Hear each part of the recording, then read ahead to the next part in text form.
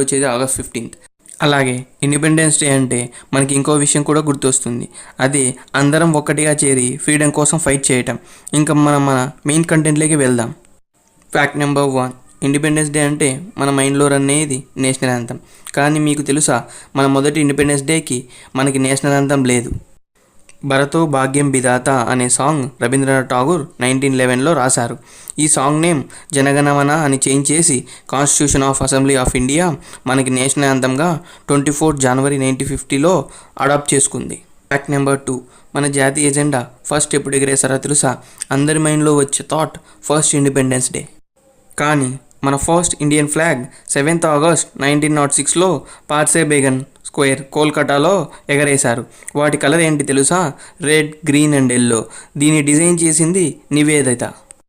మన జాతీయ జెండా ఫస్ట్ వేరియంట్ పింగళ వెంకయ్య గారు 1921లో డిజైన్ చేశారు. ఇప్పుడు కరెంట్ ఫ్లాగ్ ఉందిగా, saffron, white and green stripes and 24 spoke Ashoka చక్రతో.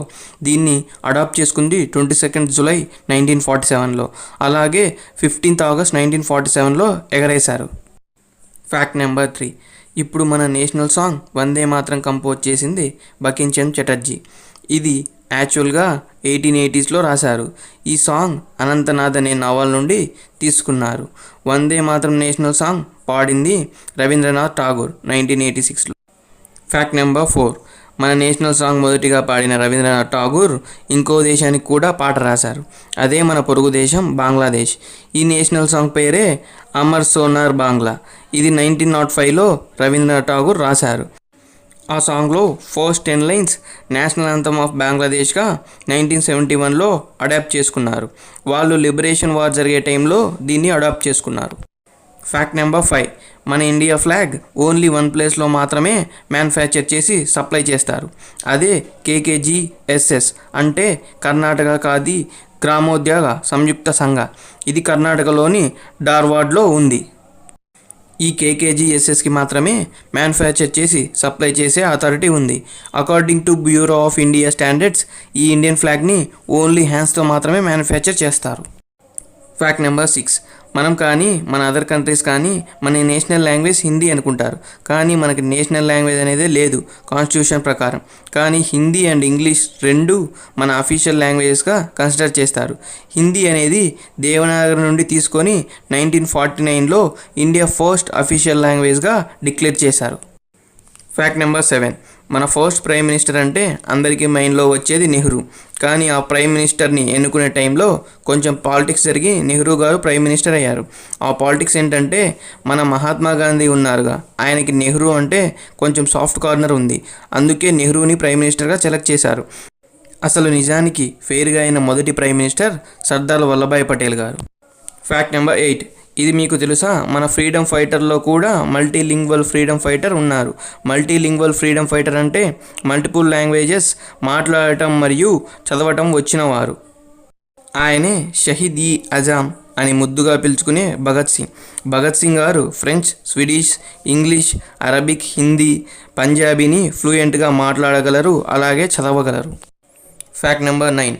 ఈ ప్రపంచంలో ఆగస్ట్ 15th ఇండియా ఒకటే ఇండిపెండెన్స్ డే సెలబ్రేట్ చేసుకోదు. ఇండియాతో పాటు ఇంకో 5 కంట్రీస్ ఇండిపెండెన్స్ డే సెలబ్రేట్ చేసుకుంటాయి.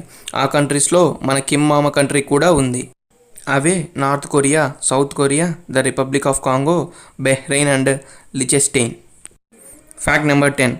ఇప్పుడు మనం ఫ్లాగ్స్ని డే కానీ నైట్ కానీ ఎప్పుడు పడితే అప్పుడు ఎగరేస్తున్నాం.